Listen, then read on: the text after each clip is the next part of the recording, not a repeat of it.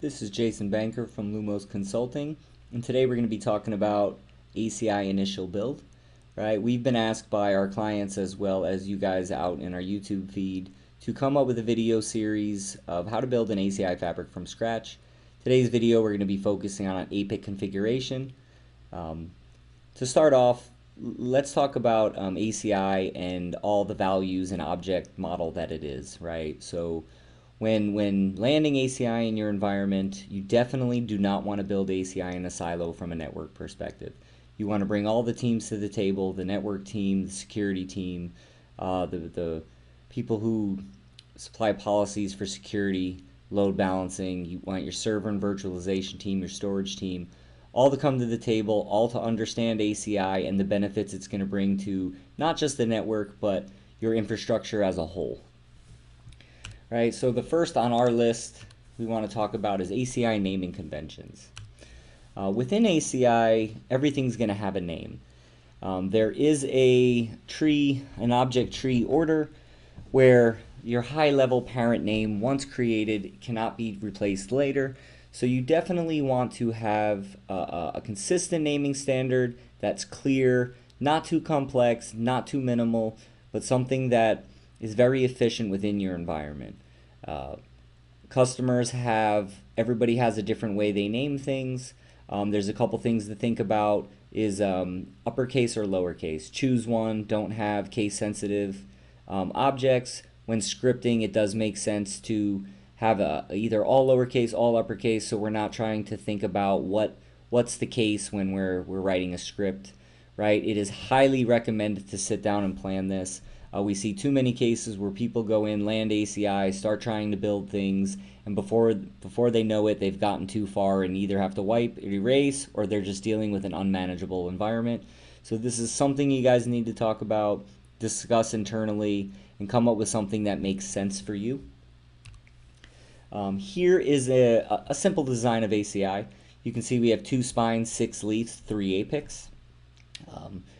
When we're talking about naming our infrastructure nodes, the spines and leaves, right? We like to keep it simple. We like to go spine or leaf, right? You might have some other naming standard in there, which is fine, but we highly recommend that the node ID is in that name. So when we're naming objects, in some specific cases, we want the node ID in there because when troubleshooting, it will let you know node 101 is having an issue. It's not going to tell you node blah blah blah in this rack is having an issue.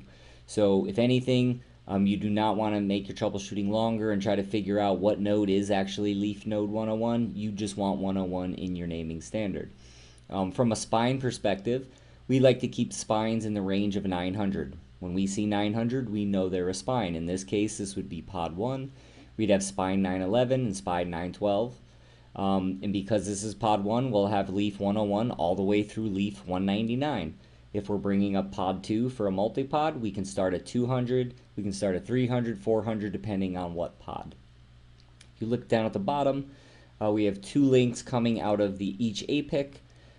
These are in-band links. We like to diversify these across our fabric. Again, if you had 30 leaves, you could put them anywhere. We just don't want all 3 APICs on the same pair of leaves. If there is a pair failure, we do not want to lose our environment, right? So really think about where you land your APICs and how you land them. Also think every APIC has 5 cables. They have 2 in-band, 2 out-of-band, and 1 for CIMC. CIMC can live in the out-of-band range, right? But you do need one for CIMC addressing. So no, right here with 3 APICs, we're going to have 15 cables that need to be deployed. When discussing fabric connectivity, actually we'll take a step back real quick. If you look at leaf 101 here, our recommendation is to plug it in port 1 on each spine. Leaf 102 would go to port 2 on each spine, all the way through your environment. Just makes sense to know, based on the node ID, where it lives on the spine. Does it have to be? No. Again, we're trying to keep this as simple as possible to make troubleshooting as easy as possible. When talking about fabric connectivity, most switches are going to have at least 6 uplink ports. Now with some newer code, I believe it's over 3.0, we can turn some of these QSFP ports to downlink ports. Some environments have only 10G, and 40G is going to be something you will need in the future, if not now. So our recommendation is if you have a link to each spine, use ports 53 and 54, where now I can use 49 through 52 and make them downlink ports instead of uplink, right? There is some extra configuration. You do have to go into inventory, click on the node, turn it to downlink, and it does cause the leaf to reboot, right? So typically we discuss this with the customer before we go live because we are going to have a reboot, but it does make sense to give yourself some more 40 gig downlinks, even 100 gig downlinks if necessary, right? In some cases, hey, you might want more uplink ports. Just know this is an option, but it's something to think about before you go live. So in today's video, we're really going to talk about building an APIC. So there are some things you have to discuss before you go and start configuring your APICs. In most cases, you're going to use a Fabric ID. In all cases, you're going to use a Fabric ID, but in most cases, you're going to use Fabric ID 1.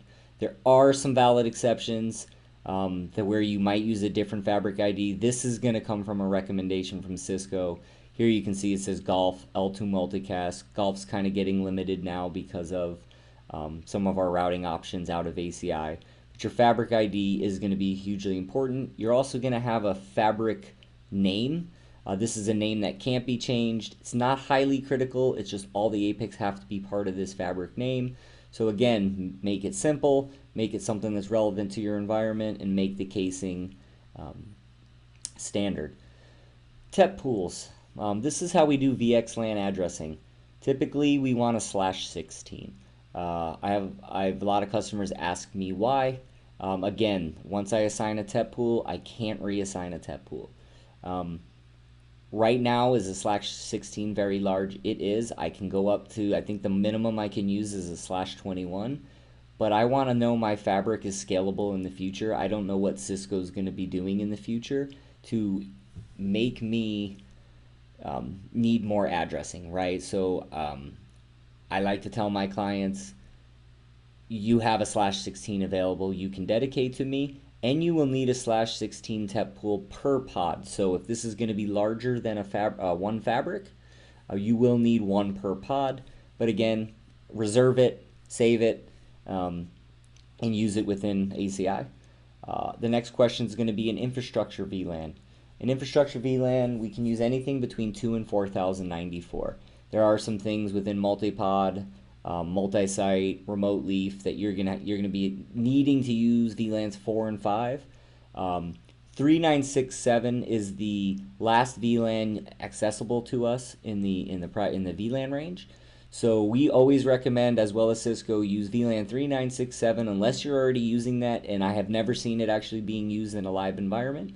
So 3967 is the recommendation, right? And then we have OOB versus in-band management. Day one, you will need OOB. There's no way around it. Your APICs will need OOB to get to them day one. We always recommend that you have OOB in place, no matter if you go in-band or not. So make it a priority. Every spine, every leaf, all the APICs are going to have a link going to your out-of-band networking. Out of the box by default, when you're receiving NTP, SNMP, other valid communication is happening out of band rather than in band. Again, we can change it to in band after the fabric's complete, but it is something you will need to think about cabling from day one. So let's go ahead and get into our APIC. We are using a simulator to configure today's session. Right, simulator's great. We use them all the time for training purposes, for scripting purposes. You don't have any live data flow, but you can definitely do a lot of things within a simulator that makes it helpful. Right here in the cluster configuration, it does ask you for the fabric name. I'm going to leave this ACI Fabric 1 just because I'm already past the line, but I would have named this Lumos-Fabric 1. I can go all the way through this fabric, right, and then hit I want to redo it, and it'll allow me to go in and fill it. I'm going to save that time right now. So again, enter the fabric name. I would call it Lumos ACI Fabric 1. you name it something relevant to your environment. All APICs joining this cluster will need that name, and that name can't be changed. So again, choose wisely. Enter the fabric ID. We talked about this. You usually want to use 1 unless specifically a use case says not to. Enter the number of active controllers. Again, typically this is 3. I'm going to use 1 because there's only 1 available to me in the simulation. But you can use 3, 5, 7. I believe we can go all the way up to 9 now. Understand that data is only sharded 3 times, right? So if I'm using 5 or 7 APICs, I still have a limitation of how many APICs that data can flow across. 3 is the number unless you have a certain number of hosts or a certain number of switches in your environment. And we're even recommending that after 100 switches, you start thinking about going multi-pod and other pods instead of having this large congestion in one environment. So we're going to go ahead and hit 1 here. Enter the pod ID. This is going to be pod 1, single fabric. It's going to be pod 1. If I do have multi-pod, those other values will be added in the GUI. So I've never seen this other than 1 on the CLI. Let me also add, to get to this CLI, you will be using a KVM connection in your data center, typically a crash cart to get to this, right? But once we're past this point, we do have network connectivity. Next question on the list, is this a standby controller? It is not. If it was, I would hit yes. It would not be an active part of the cluster. I will see it in my fabric. It will not be used, and then I can make it active in a failure scenario if necessary, but I'm going to go ahead and say no today. Is this an APIC X? That would be a virtual APIC, very minimal use cases, 4 or 6 leaves it can only support. I don't recommend this now until it can support more at a later date, but again, this is not an APIC X. Enter controller ID. This is going to be controller ID 1. We usually bring 1 APIC up completely. If you really think about it, the APICs are only attached to leaves, so in order for all the leaves, all the APICs to form a cluster, everything would need to be discovered anyway. So we bring APIC 1 up completely, discover, and then bring up the other APICs after the fact. Enter the controller name. Let's call this Lumos APIC 1.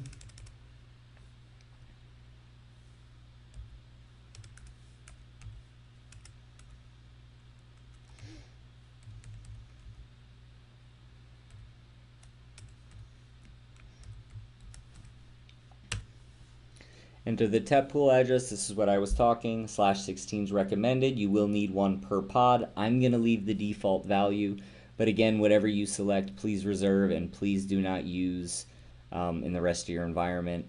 Today it might not matter. In most cases, it might matter later. There are some specific instances where you will route this out if you're using AVE, AVS. We can talk about that later. Here's the VLAN ID. 3967 is the value you want to use. Because of my simulation and I want to discover leaves, I have to use 4, but 3967 will be your value.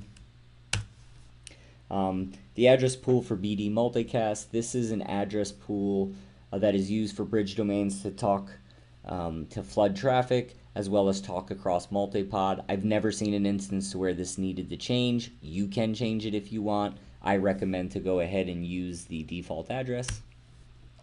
We're not going to do IPv6 out of band management.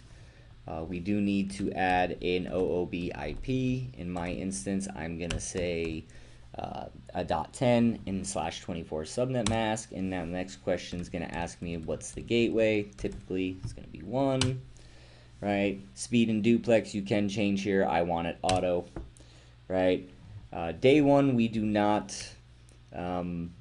enable strong passwords. We change it at the end of our session with a client, but if I'm going to be in and out of the APIC, I don't want a complex password. This can be turned on later. I can add it to Radius or TACX later. So right now we keep it pretty simple. I'm going to give it a simple password. It's going to now ask me if I want to edit the configuration. If I hit yes here, it would allow me start from the top again, but all my values that I added will be in those brackets for me to continue to just hit enter, enter. I'm going to go ahead and just say no, let the APIC build. This next process is going to take anywhere from 5 to 10 minutes. I usually set up a A continuous ping, wait till it becomes really stable before I try to log into the APIC. In some instances, you will see the APIC, you will see the GUI, you'll try to log in, and you can't get in yet, just because all the system services aren't up. Typically, we don't like to be patient. So I usually walk away, continuous ping, give it about 5 to 10 minutes. So I'm going to go ahead and hit no here. We should see the services start turning on. I'm going to get out of the large screen. I'm going to go ahead and wait for this APIC up, and then we'll talk about the GUI and how to log in. So now we have this APIC login. You can try to log in here. It's going to give you some CLI values. Typically, again, I run a continuous ping to make sure the APIC is stable. Our next recommendation is going to be always use Chrome, use Firefox to enter the APIC. You always will have to be port 443, so you definitely want to use HTTPS and then use the value of your APIC. We did use value 10 here. APIC 2 for me would be .11 or 12. And again, they're all can be used at one time. There's not one master, two slaves. You can use any APIC. A lot of times we see round robin done with load balancing, certs, but you do want to get past this cert page. Alright, so our APIC should be available to us now. We'll wait for the GUI to load.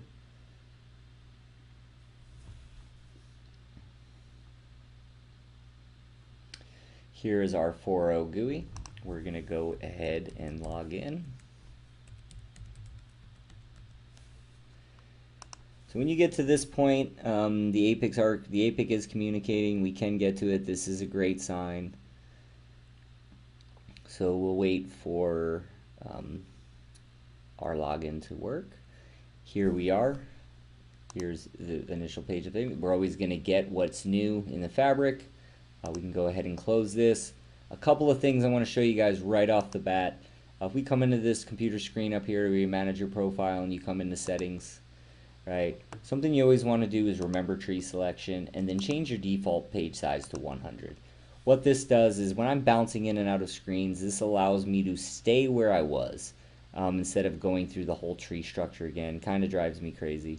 And then my default page size when I'm looking at routing or endpoints, I want to see 100 values. I do not want to see 50 pages of 15, right? So I do this day one right out the box. So we want to change those values. Here is your main system page. This is your system dashboard. You can see your controller status. You look at your APIC here. When running an ACI environment, you want to see all your APICs here. You want to see them all fully fit and available. If you see one red, you got some problems. I would definitely focus on looking at what are those issues. We can take it a step further from this page and go to controllers. And I can look at the different controllers in my environment, how many I have.